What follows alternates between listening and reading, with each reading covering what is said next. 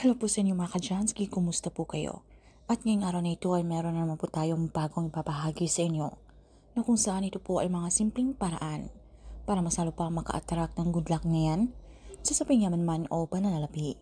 So bago po ang lahat ay nais ko lang pong i-promote sa inyo mga ka-Jansky para po sa mga gusto ng mga pampaswerte, sa inyong mga negosyo, sa inyong mga trabaho, sa inyong mga career. Kung kayo po ay mahilig maglaro ng anumang uri ng sugal, meron po tayong pampaswerte dyan. Para po sa mga interesado ay mag-PM lamang po kayo sa akin. So mga ka-Jansky, alam nyo ba na itong sibuyas ay hindi lamang po isang simpleng sangkap na ginagamit sa pagluluto, ay ito rin po ay maraming mga benepisyo, special po sa mundo ng mahika. Ito po ay malakas mag-attract ng swerte at hindi lamang po iyan, ito rin po ay mabisang pantaboy ng mga negatibong enerhiya sa inyong mga paligid. So ito rin po ay nakakaakit, okay, ng chi energy o yung positive energy na yan. So kung kayo po ay minamalas lalo na po sa inyong mga negosyo, sa inyong buhay, o lagi po kayong kapos o gipit sa pera, pwede niyo pong gawin, okay, ang pampaswerte ritual na ito na gamit lamang po ang balat ng mga sibuyas. So wala pong nasasayang, okay? Pag tayo po ay magluluto, and then yung balat po ng sibuyas na ito ay po natin itapon dahil pwede po natin itong gamitin. So gagawin lamang po mga ka-Jansky, alimbawa po sa inyong pamamahay, kung kayo po ay talagang napakapikat, okay, ng takbo ng inyong pamumuhay na tila ba kailap ng swerte, na kahit ano pong gawin ninyo ay talagang kailap po talaga. Okay, na kayo naman po ay hindi tamad, kayo naman po ay nagsusumikap. Pero bakit ganoon? Pero hindi natin alam na baka po dahil sa mga evil eye na yan o mga inggit. Dahil nga yung sa mga paligid na halimbawa meron po tayong mga negosyo, di ba? Nakikita nilang kayo po ay umaangat. So ayun na pong nangyayari yan. So marami pong mga dahilan mga ka-Jansky. So kinakailangan meron po tayong mga ritual na pwede natin gawin para mataboy yung mga kamalasan na yan. So ang gagawin lamang po natin dito sa balat ng sibuyas mga ka-Jansky ay magsunog lamang po tayo nito, okay?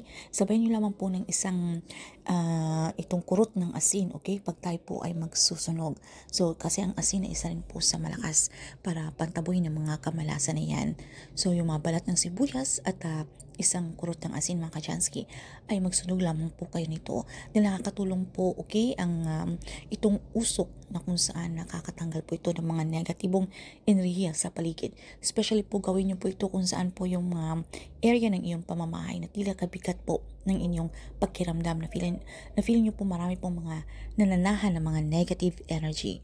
So, pwede nyo po itong gawin sa inyong mga banyo, mga ka-Jansky. Isa rin po itong marami pong mga negative energy na nananahan dyan.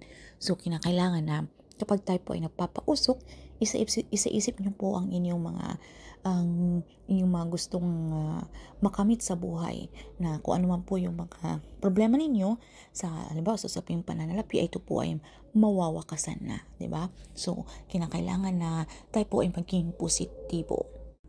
Ganun din po sa ating mga negosyo mga ka-Jansky, sa ating mga establishmento o sa inyong mga tindahan. Pwede rin po kayong magpausok nito bago po kayo mag-open ng inyong mga tindahan. So mainam po itong gawin between 6 to 8 a.m.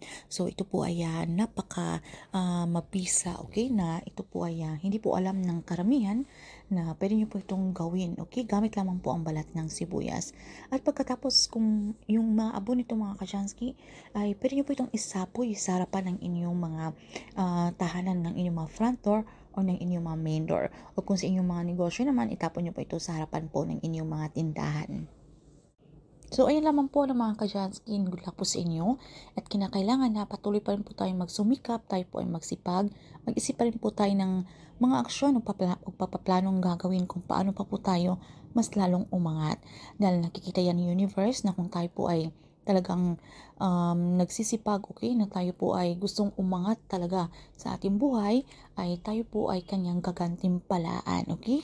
Dahil nasa atin pa rin po ang may control at tayo pa rin po ang gumagawa ng ating kapalaran. So tandaan natin na itong mga pampaswerteng ito ay isang kapayo, inspirasyon lamang para mas lalo pang lumapit ang swerte na yan.